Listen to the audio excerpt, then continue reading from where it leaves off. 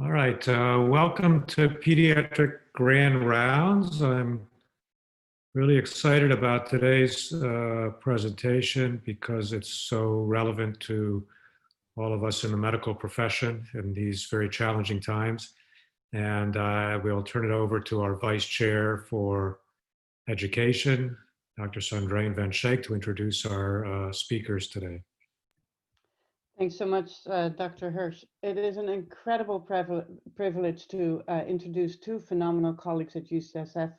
Both, I have known them for a long, long time, and they are role models in many, many ways, including their inclusive collaborative leadership style and their contributions to our learning and working environment here at UCSF. They are doing a different style presentation today, and I'll introduce them and then they'll introduce how they're approaching this. But the two speakers are Dr. Diane Slivka. Diane is a hospitalist and clinical professor of medicine in the Division of Hospital Medicine at the University of California, San Francisco Medical Center, just up the hill of Parnassus. She leads UCSF Health Center for Enhancement of Communication in Healthcare, which provides relationship-centered communication skills training for providers. In her role as Chief Physician Experience Officer at UCSF Health, she has led provider experience efforts organizationally since 2014. She co-chairs the fairly new University of California-wide Collaborative on Physician Wellbeing. And if you're a UCSF Health physician, you must know her name from the weekly emails with great tips and updates to improve your work and life as a physician. The other speaker, Dr. Elizabeth Rogers, is an associate professor of pediatrics and director of the Roots Small Baby Program in neonatology. She's been in our department for many, many years. More recently, she took on the role as associate vice chair for faculty development, as well as a role as chief experience officer for the Department of Pediatrics.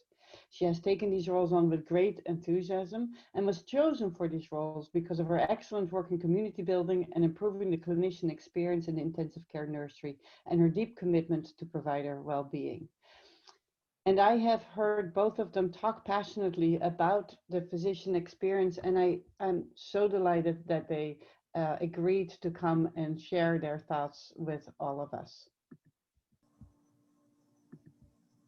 Thank you so much, Sandrine. And thanks for everyone for joining. I am thrilled to be here with my colleague, Dr. Diane Slivka, who, as Sandrine introduced, is the Chief Physician Experience Officer for UCSF Health. She is amazing, and I feel lucky and grateful to be able to share this time with her and with all of you. So we appreciate you all being here and acknowledge the time in which we are connecting with you. In between clinic appointments, maybe you just got your lunch and are sitting down, and yet in the time of a critically important election on appropriated Indigenous land in the middle of a pandemic, reeling from yet another police shooting of a Black man. And so it seems both the best and worst time to talk about healing our profession. So in many ways, Diane and I, after going back and forth quite a bit, sort of threw out the script. And we want to spend this hour in conversation with each other and with you as much as possible, given our virtual setting. So I want to warn you that we are going to try to get vulnerable with each other, not always reflecting the views of the organization, but reflecting our views. And invite you as much as possible to get vulnerable with us with your questions in the Q&A. And Sandrine will be facilitating some of those as we walk through our conversation together. So I invite you all to type in questions as we go. And we will love to make this as interactive as possible. So with that, Diane is going to lead us off with some, hopefully some activities to engage you all. Thank you, Liz. And I also share in the joy in collaborating with you as one of our departmental leaders working on improving the work experience at UCSF. In follow-up to how Liz said we structured this, we are hoping to ask you a couple questions as a starting point for this presentation. And what we'd ask you to do is to take your device and join this poll at slido.com using the number G722.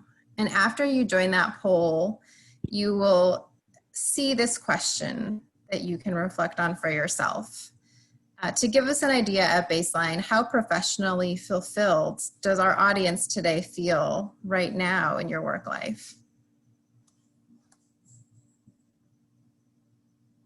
And 1 is lowest and 5 is highest in this poll.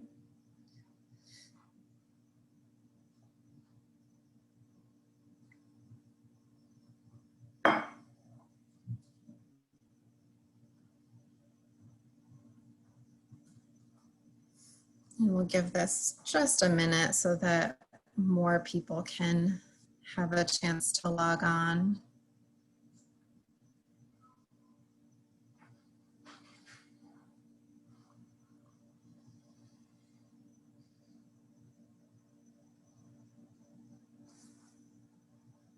So we have 31 respondents so far, and it looks like, at least so far, most of you fall into the 3 or 4 category, maybe middle of the road. But 1 out of 10 of you is also at a 2 in terms of professional fulfillment. And I think we'll move to the next question to give you a chance to look at the flip side of professional fulfillment, which is burnout in your work life, and to reflect for yourself right now. Where are you in your own definition of burnout? The first option, I enjoy my work. I have no symptoms of burnout. Occasionally I am under stress and I don't always have as much energy as I once did, but I don't feel burned out.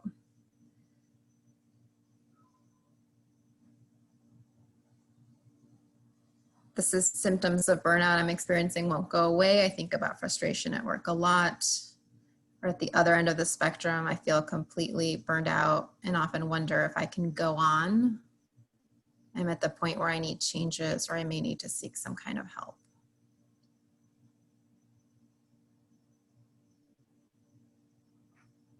So we have about the same number of people that answered the last question, 34 of you answering. And the majority fall into the occasionally I'm under stress. I don't always have as much energy as I once did, but I don't feel burned out. But over a third of you say I'm definitely burning out and have 1 or more symptoms, such as physical or emotional exhaustion. And so just to say that, you know, we are all at different places now in our work lives, and it's important to recognize that among us, among our colleagues, that people are experiencing things very differently. But we know that as a country, we have problems in terms of burnout in our profession. And at UCSF, we see the same reflected in our colleagues, and that this is something that we have prioritized to pay attention to. We're now going to move into our conversation and our questions, and I'll let Liz begin. So I think, Diane, to start this, you are the Chief Physician Experience Officer. And when I took my role in the department, I modeled my title after yours as being the Chief Experience Officer. And I think people ask me, and so I thought it would be helpful for us to talk to each other about what does experience really mean? And how is it different than wellness? And maybe we'll start with that. And then I know we both have some stories we can share around that as well. Sure. So I think for me, the word wellness gets associated with things that people can do that are sometimes considered self-care activities or like one-off initiatives. Like, if we encourage people to exercise, or if we take the sugar out of the drinks in the cafeteria, like that will improve our wellness. And it's true that those things will contribute to our wellness. But we can't do those things and check the box and say, okay, we're done. Like, our experience of work is now better, or our well-being is better, right? Because our well-being and our experience of work is so many layers of complexity, more than that, right? And so the important thing to realize is that when our measures of burnout across the country are showing that over 50% of our providers nationally are experiencing symptoms of burnout at a high rate, that doesn't mean that there's a problem with the person, right? It's not the problem of the individual to fix kind of their wellness. It's a problem with our system and the way our organization and our culture has evolved in healthcare. And in that situation, the wellness pieces, although maybe helpful individually to people, can't solve the intrinsic demands of our work, the external pressures coming into us, and the systemic conditions that have accumulated over time. And experience, I think of as, how am I experiencing my professional life? How am I experiencing life altogether? The same way we might think about our patients' experience of care and what they tell us and give us feedback about. We can look the same way at, how are we doing at work, and how do we feel about how the organization is supporting us, and the many layers of things that influence that, like our workload, but also our leadership. Like, how do we feel about how we are as leaders, how our leaders are interacting with us? How are my values aligning with the values of the organization that I'm hearing messaged? How much control do I feel I have over my work? If something's not going right, can I say something and have someone respond? Or do I feel stuck and like have completely out of control, or having no flexibility to make change? And those are the kinds of things I think we're talking about when we talk about experience. So a multi-layered set of conditions that all together accumulate to be what our experience of work is, and help to determine whether or not we are on a path to burnout. It's so interesting because as I have shamefully admitted to some of my colleagues and to you, I cannot meditate. I have tried, I cannot do it. And I think people, when we talk about wellness, people think about, oh, these contemplative practices that we develop. And so I share my admission with you all. And so like to push the conversation beyond what a wellness practice sounds like to someone. Because if I had to meditate away the fact that my resources don't meet the demands of my job, like I'm not going to be able to do that. And yet I do have to show up at my job every day and deal with the fact that there are challenges.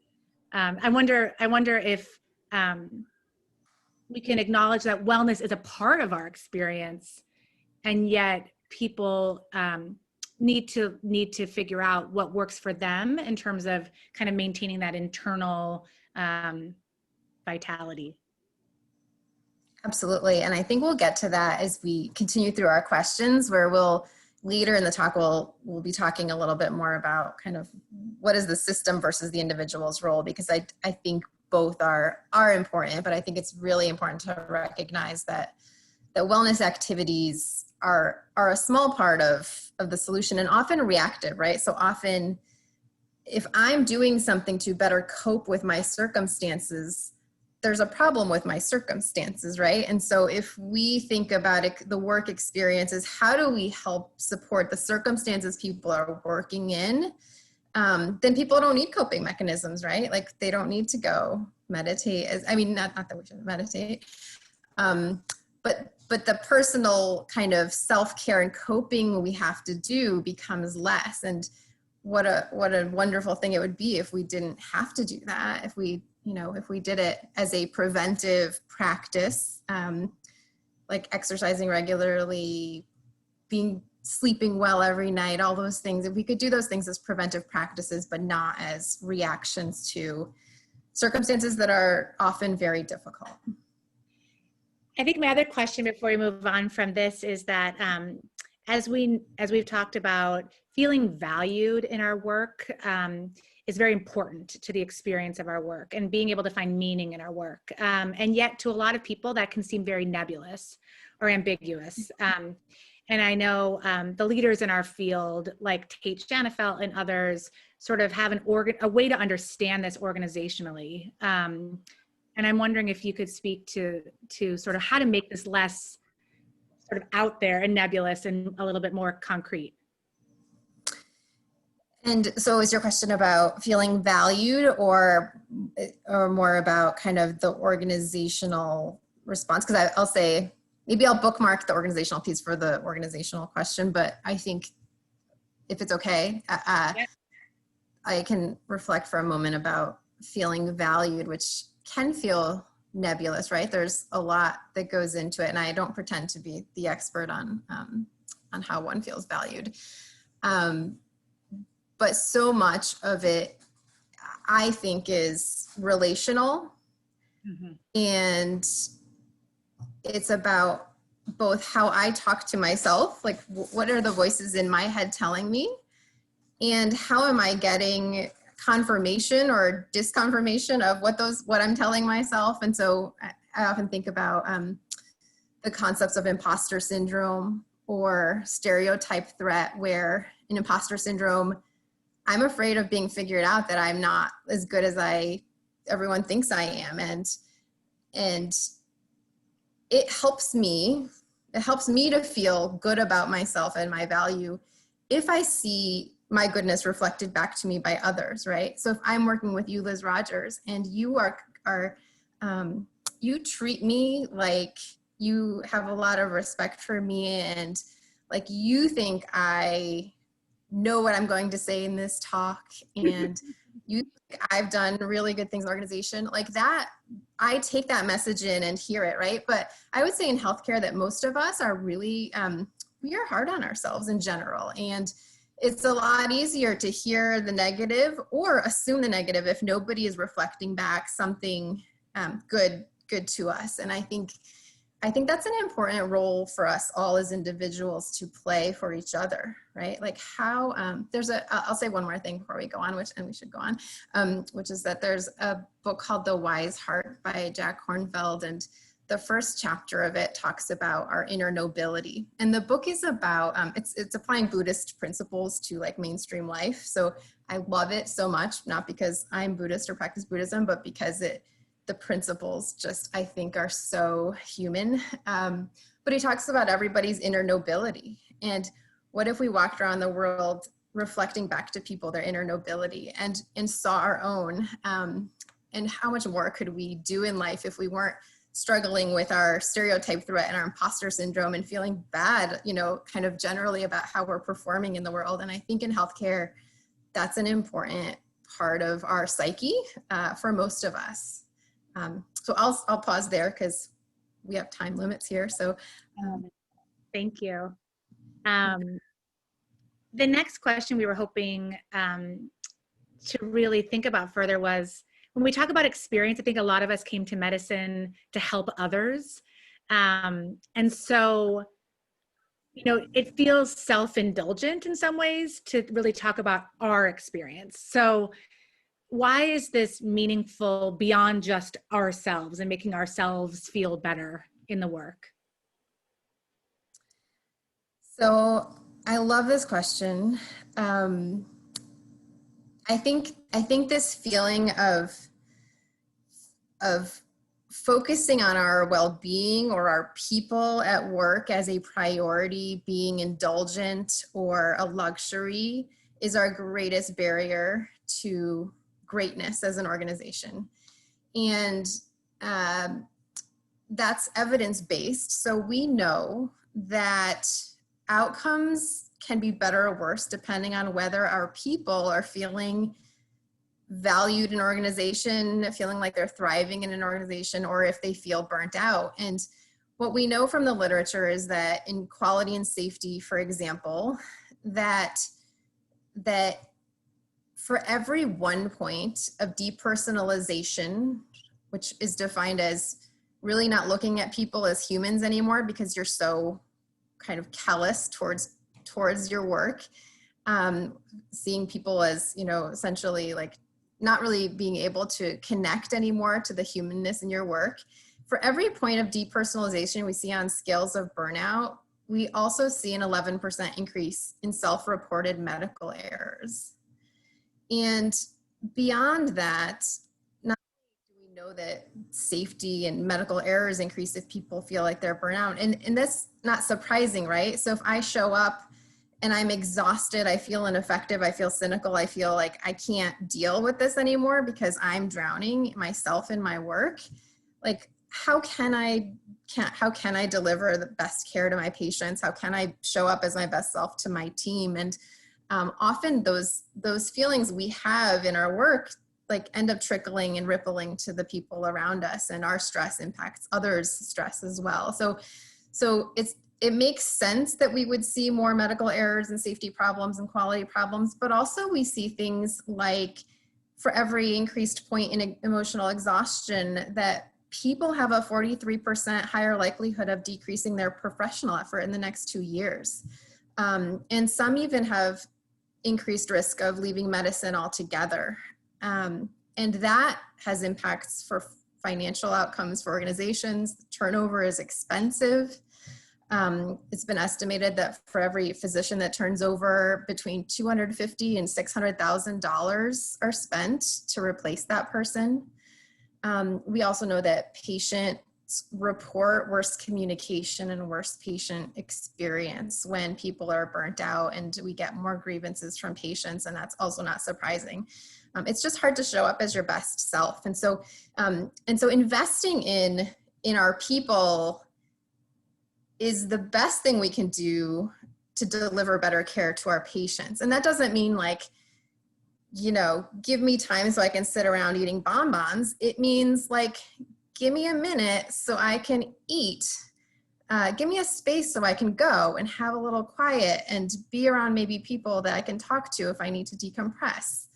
It means, you know, give me a way to support the work I do on the electronic medical record or my documentation, maybe with a scribe or something, so that I'm not spending, you know, 20-fold time in front of a computer documenting or doing something that doesn't add as much value as my face-to-face with a patient does. And those are the things we're talking about.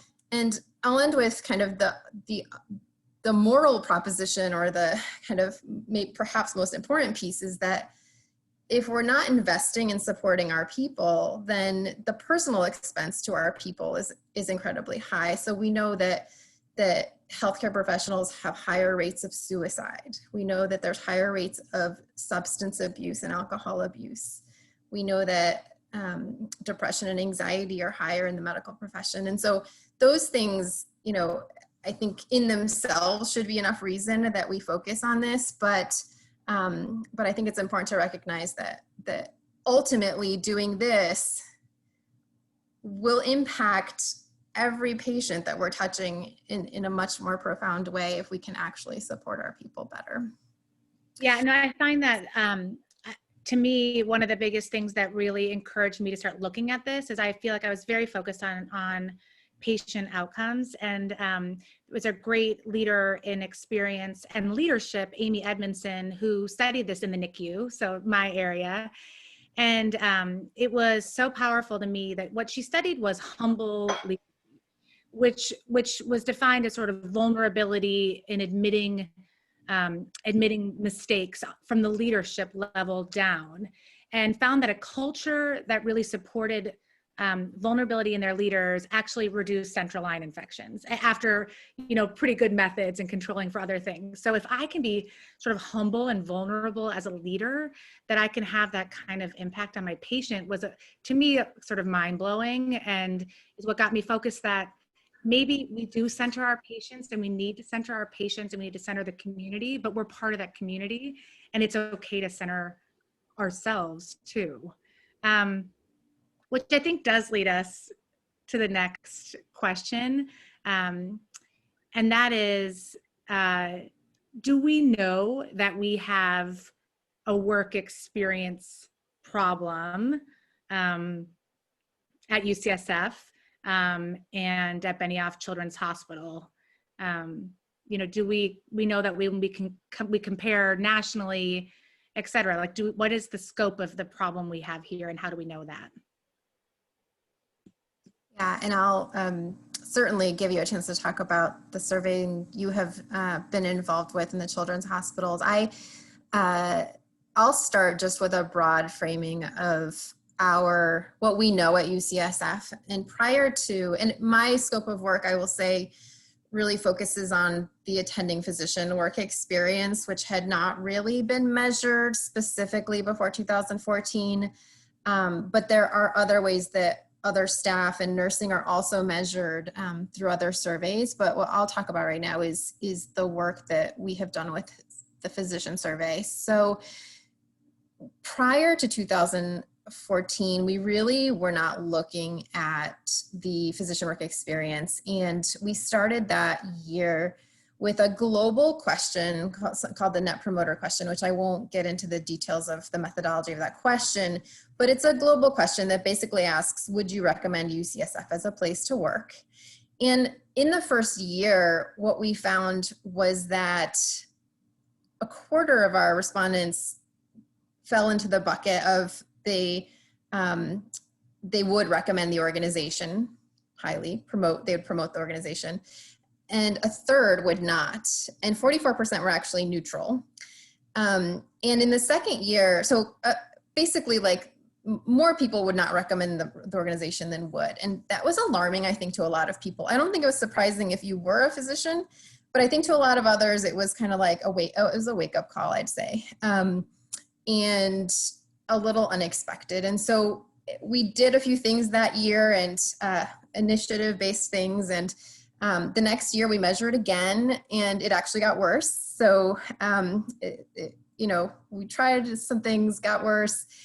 But then over a period of the last 5 years where we have, and I'll describe more about kind of our organizational approach to this, things have started getting better with interventions and a strategy. And that ratio of people who wouldn't recommend to would recommend has actually now flipped, where about a third would recommend, about a quarter would not. And there's a lower percentage of people who are neutral, about 37%.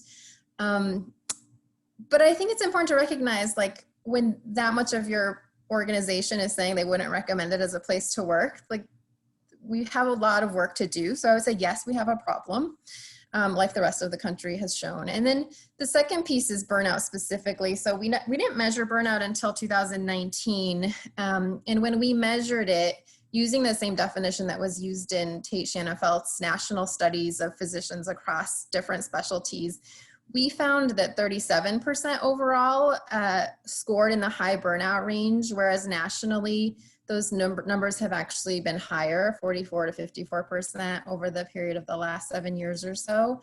And pediatric scores right around kind of the average of all departments, but I think it's important to recognize that there was great variability across departments. So, and I don't think it's always just specialty based. I think, again, it depends a lot, like what's happening in your specific location.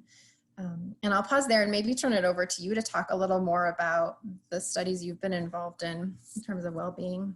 Yeah, I think I'll give a little bit of data, and then I want to bring in some issues that are coming through in the chat as well, which kind of fit in here, kind of fit in to what we were hoping to get to, but I think important to get to it sooner than later. So, but to speak to the data, yes. I mean, I think in working through that Net Promoter Score data, that was another thing that really encouraged me to take this on as a specific effort, because in pediatrics, what was interesting was in specific divisions, and I'm in a pretty big division, so we're able to look at the score a little bit more granularly.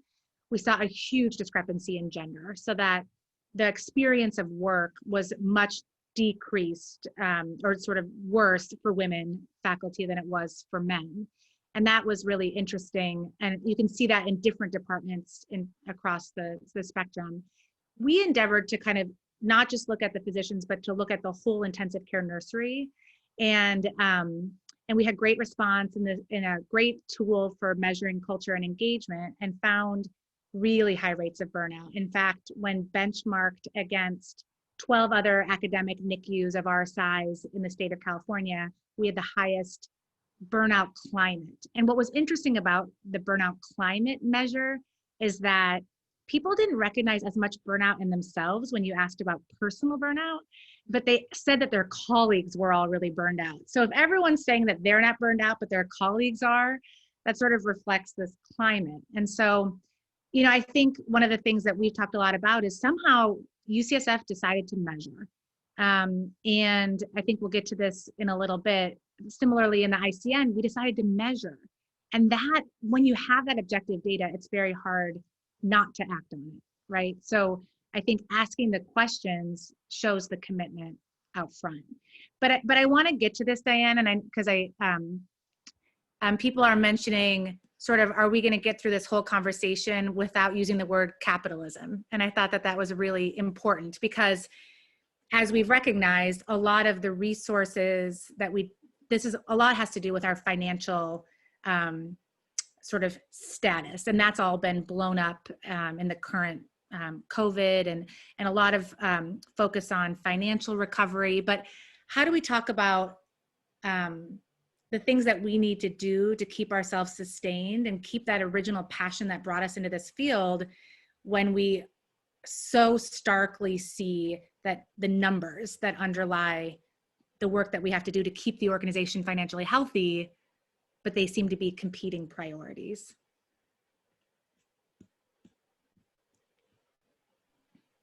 I think that's an important point. I think, you know, I think our resources have never felt ample at UCSF since I've been here.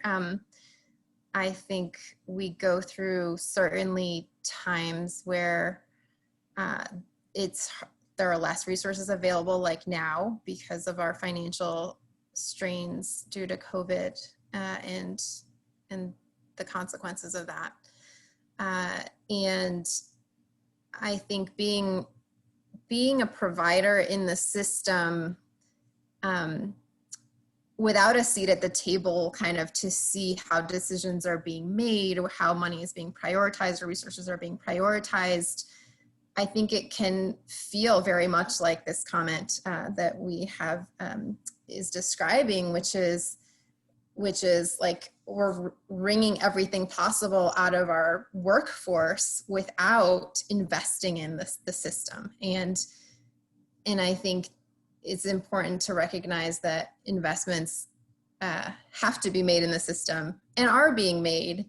I think they're not always being felt, and there's so much more that needs to be done for sure. And so this is an ongoing multi-year process that involves both, I think, organizational investment and also local investment and prioritization, right? So when we don't have resources, what becomes important is how are we prioritizing our resources, and what might we give up to invest in our system, and what are we willing to give up to put more investments into our system. And that's how I think we all need to be thinking, I think, as leaders, or as even if you're somebody who doesn't consider yourself a leader, you know, recognizing that to have more in a resource constrained system, we have to give up something else, and how should we make those decisions. And I think what has been really helpful, and over the last 6 years or so, we've seen more,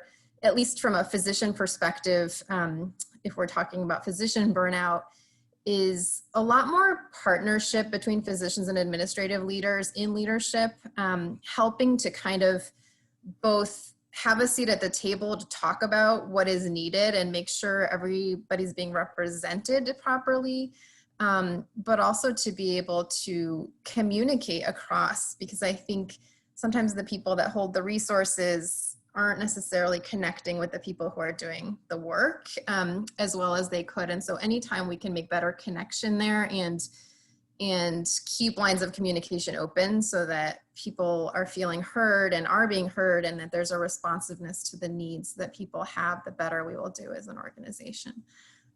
But I think that's an important sentiment that is being named and commonly felt, I think. Yeah. And I think this other comment really resonated with me, which is when we rely upon, particularly in academic medicine, I think we rely upon the passion of our people as our fuel, but that is not a renewable resource, like endlessly renewable. And so to show that investment beyond just, I hear this all the time, well, you're lucky to be in San Francisco, we all feel lucky to work at UCSF.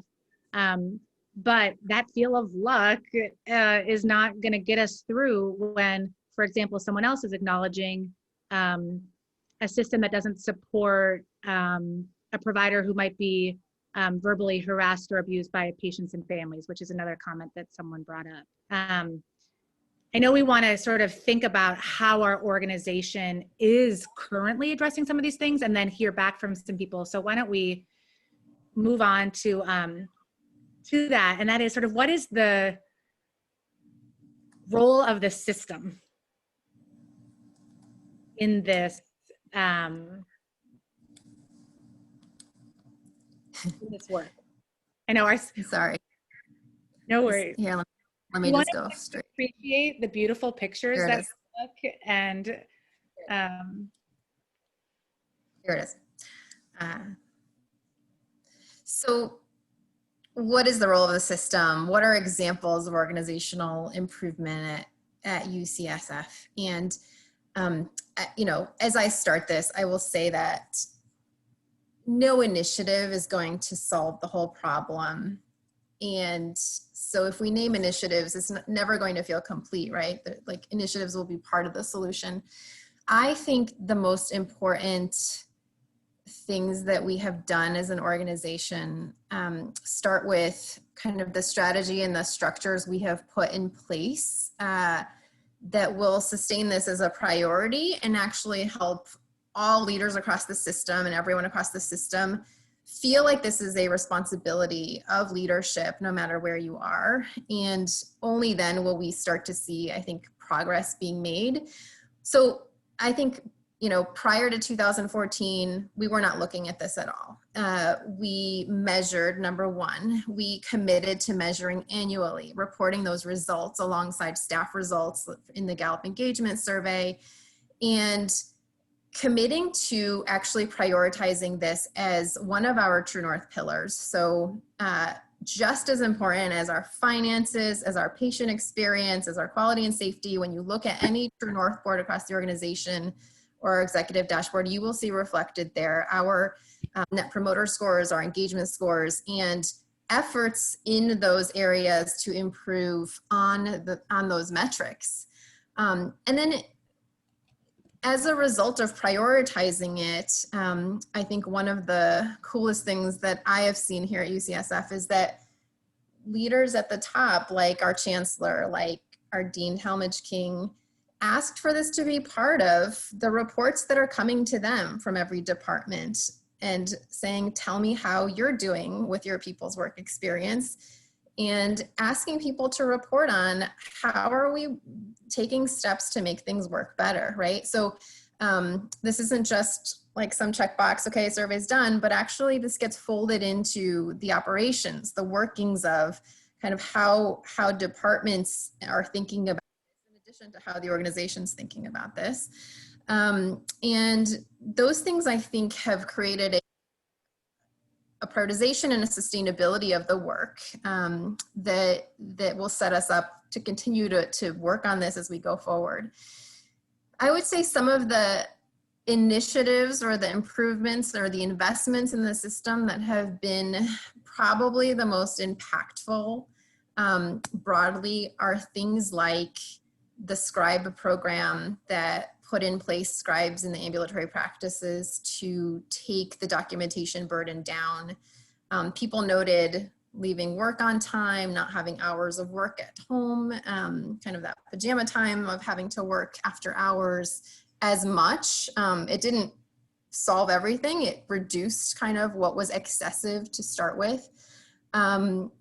I would say another example of interventions that really have made a difference are things that that have been done across all faculty, like the family-friendly policies around childbearing and child rearing leave and standardizing those to 12 weeks. And last week we launched a program for lactation support in the ambulatory setting to basically hold people's time so they could lactate when they're coming back from a childbearing leave. Give people work RVUs for that time so that they're not losing productivity and losing bonuses or salary related to something that is a physiologic need. You know, some of these things sound so, like Maslow's hierarchy, like the lowest on the hierarchy. Like, could we just take care of our physiologic needs that we have? Could we just have support to do that? And I think that it's, you know, before we can like self-actualize, we need to be able to like have water, food, and rest and things like that. And some of these things are just like the basics, right? But we hadn't looked at them. I will tell you that we looked across the country. Only one program has done anything to support lactation, like when people come back to work. Like, it's kind of crazy. We just haven't. It really, What? it just boggles my mind. Like when you say we didn't even think about this stuff until 2014. We weren't really thinking and measuring and systematically trying to work in a priority of our people. And so when you say that, that's really meaningful. That means we actually, you know, in 6 years, we've done a lot. Right. And I think that does not mean that we are meeting anywhere near, you know, everyone's needs. And yet it sets us up to ask the right questions. I know we still have a lot to cover, so I'm going to move us along. But I know we talked about, and I want to make myself a little vulnerable as we ask other people's questions. But I never, for my 3 faculty babies, I have 4. One was a residency baby. And for that one, I took my whole maternity leave. But I actually didn't really have a maternity leave. Like, I just fit everything else into the other time, right? All my clinical responsibilities, everything else, I fit it into the other 10 months until the organization said people should actually have leave and defined what that meant. And so now there's consistency, right? So until people start asking those questions and sort of saying what is the right thing to do, we have to speak up and then challenge the organization to respond. We want to see from people and hear from people what they think the BCH priorities should be. So I think, Diane, while people, this is going to, we hope, work as you guys type in on Slido, your thoughts will come up, and we want you to be clear that even if they scroll up and off the screen, that Diane and I are collecting these, and we're going to be able to go through them later. So we really encourage you to put in what you think the priority should be. While we hear a little bit from Diane, what are some of the UCSF health experience priorities for the coming time?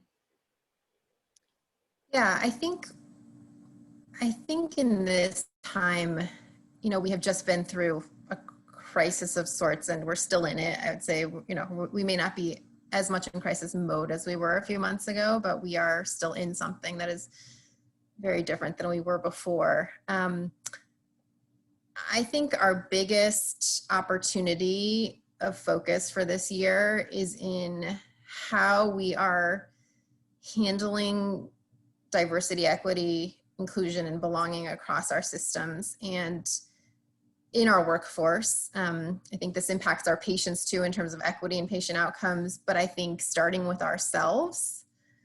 And one example is across all of UCSF health leadership, and I'm sure you've seen from the Chancellor's office, all leaders have taken on goals related to equity and inclusion work. And one example I'll talk about just for a moment is we have medical directors who are physician leaders who have some funding to have a leadership role in the health system. There are about 180 of them. And we, for the first time, are doing a shared goal around those folks developing their skills and improving inclusion and belonging across their teams. So not only working with their physicians, but also really thinking about the staff and how do we cross into our interprofessional lives and think about, you know, racism as one piece, but not only that, right? There's sexism, there is elitism in different professional roles, and how do we think about how we treat each other really in a way that allows everyone to show up to work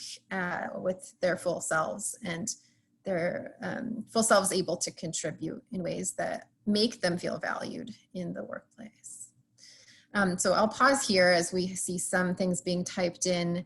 I don't know, Liz, if you've been looking at this and want to. Yeah, no, absolutely. And I really appreciate folks sort of trusting this and taking this seriously to sort of say, not being performative. We've heard that a lot.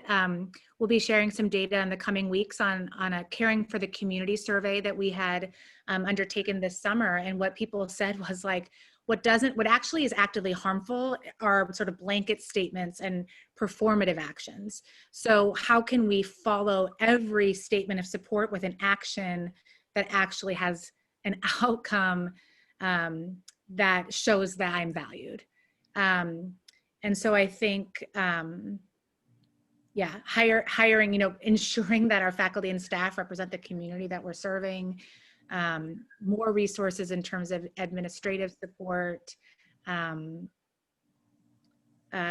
certainly all these things. I think something in the Q&A that not everybody can see is this idea of we have a loyalty to organization, sort of being a good citizen, and yet we need to see loyalty from the organization as well. We're gonna just because we want to continue on hit a few more really key points, but thank you everyone. And I think, can you keep typing into that, Diane? Yep, people can keep typing, I believe. That should, well, I can't say that for sure. But if you have ideas and you can't type in, feel free to email Liz. I'm sure she will gladly take your suggestions as it will help us and her in her role. So our next question, if we can move on for a moment, or do you want to move on, Liz? Yeah, that's perfect. I've already mentioned that I'm not, I need to work on my contemplative practice because I don't have a great one. And so when you think about these big things like sexism and racism and capitalism, what is the role of the individual? And we don't want to minimize that. And yet, I think you're the one who taught me this, like individuals are who make up the system. So what can we do as individuals while we are working for systemic change? So there's so many levels to this, and so sometimes when people say like, the organization should do this, I say, well, we are the organization, so let's do that. Like, let's figure out a way to do that. And there's a really great article by Tony Suckman that it talks about organizations as machines versus organizations as conversations.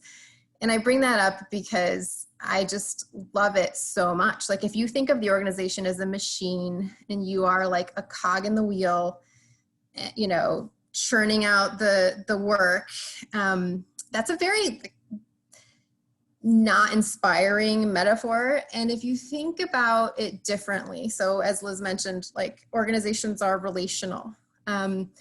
We can show up to, if you think of the organization as a conversation, we can show up in the morning tomorrow and start a different conversation. Do things have to stay the way they are? Sometimes we're too busy to stop and have that conversation or stop and, make the changes that are needed, but we can, right? And so I think thinking of, as much as thinking of the individual's role in the problem is gets a bad rap, or we don't want to think about like resilience as the solution to burnout. I think that our individual power and influence is actually our superpower. And there's so many layers to this, right? So I've talked a little bit about how the voice in my head, what it's telling me about myself, about my work, about my stress, influences me every minute of every day. I'm the person I spend the most time with, right? So my own stress, I can control with a practice of self-compassion, with a practice of gratitude, because you cannot be in a space of gratitude and also feel angry. Like you just can't, those two things are incompatible.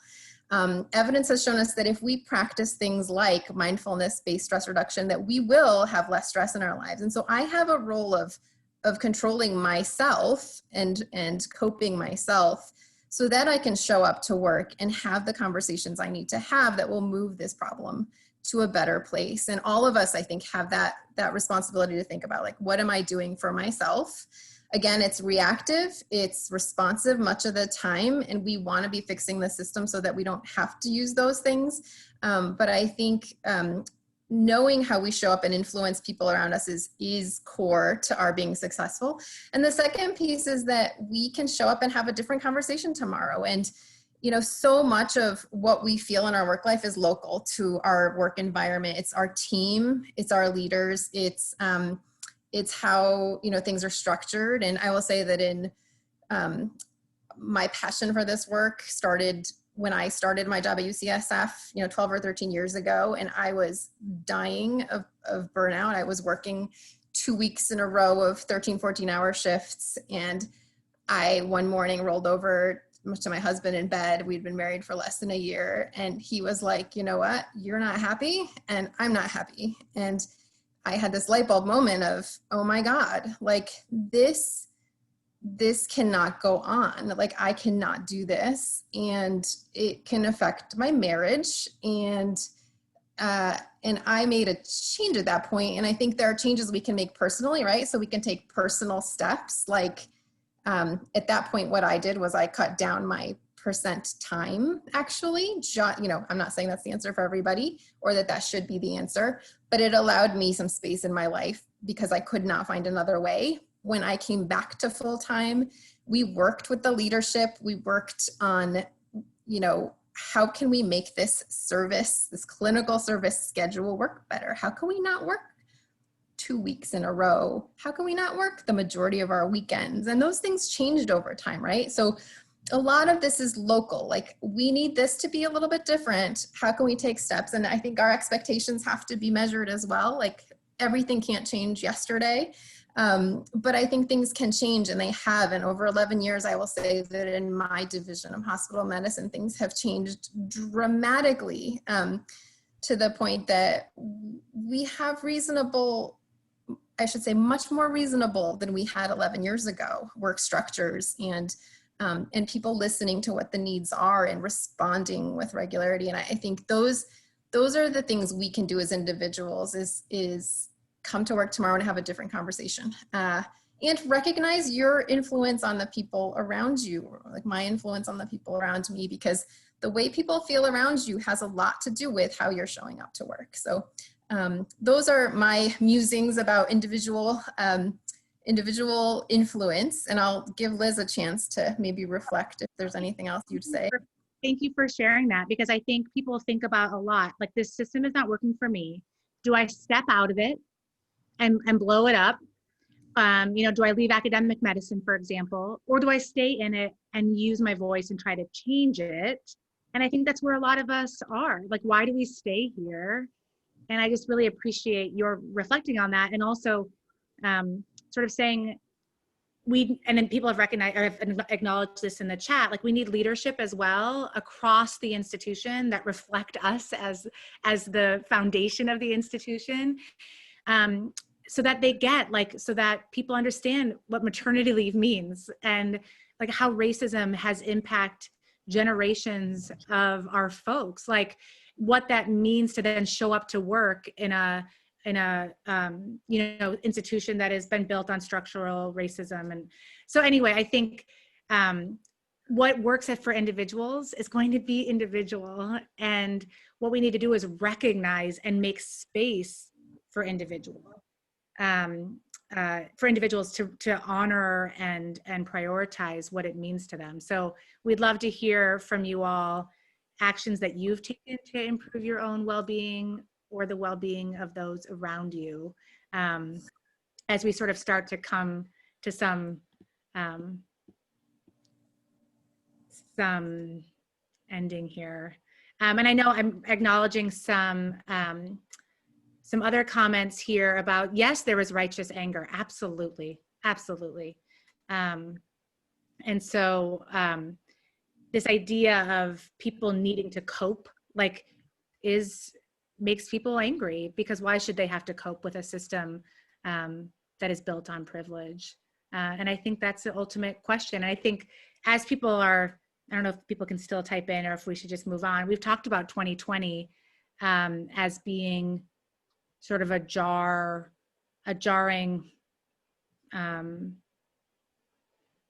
time, to put it mildly. And yet I've talked to a lot of colleagues who are like, you know what? We can ask these questions. We can challenge the system. Like, it seems there is some positivity in righteous anger that we feel from the chaos, recognizing there's an election next week and what that means, and the pain of the recent Supreme Court justice process, and how can we give space for power to the people who haven't historically had it? And asking them to medicate might not be the answer. I don't know. These are big, big questions. I want to acknowledge them and name them. Right. And that anger, I think, sometimes the fact that we're not more angry is insulting in itself. Like, how much harm has been done by things like racism, and I think that a lot of folks are just learning about, people who have not been on the receiving end of the racism, and I will include myself in that as a humble confession, I will say, that I think, this year, in addition to COVID and racism and fires and floods and the politics, it has felt like the world is falling down around us. And I bring this, and we'll read this just for a moment. This is a letter to a young activist in troubled times, written by Clarissa Pinkola Estes, who is a activist in herself and also a psychoanalyst. And I think it's helpful for this time where it can feel like, being an individual in this world, we don't feel like we can do enough. So I'll just read this. Ours is not the task of fixing the entire world all at once, but of stretching out to mend the part of the world that is within our reach. Any small, calm thing that one soul can do to help another soul, to assist some portion of this poor, suffering world, will help immensely. It is not given to us to know which acts or by whom will cause the critical mass to tip toward an enduring good. What is needed for dramatic change is an accumulation of acts, adding to, adding more, continuing. We know that it does not take everyone on earth to bring justice and peace, but only a small determined group who will not give up during the first, second, or 100th gale. In that spirit, I hope you will write this on your wall. When a great ship is in harbor and moored, it is safe, there can be no doubt, but that is not what great ships were built for.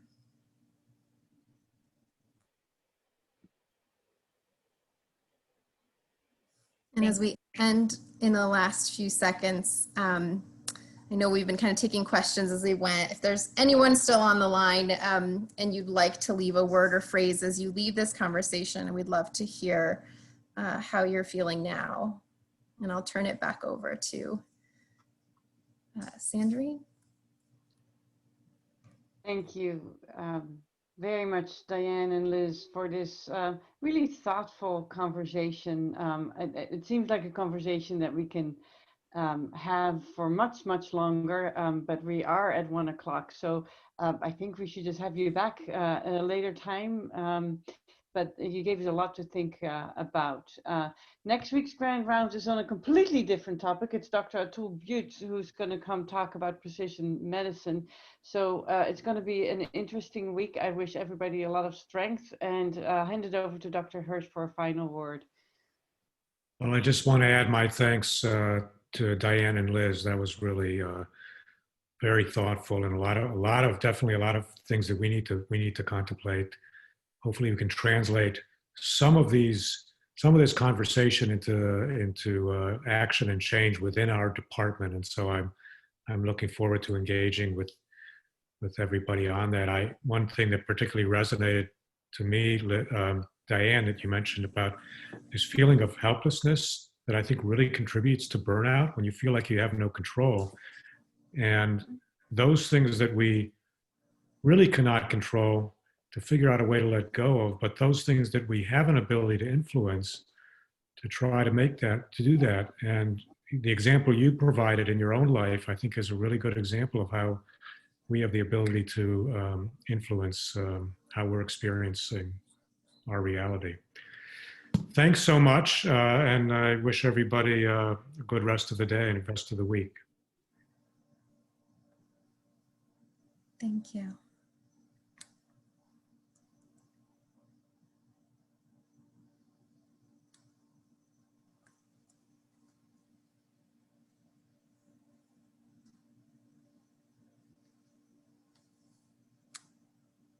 Hi.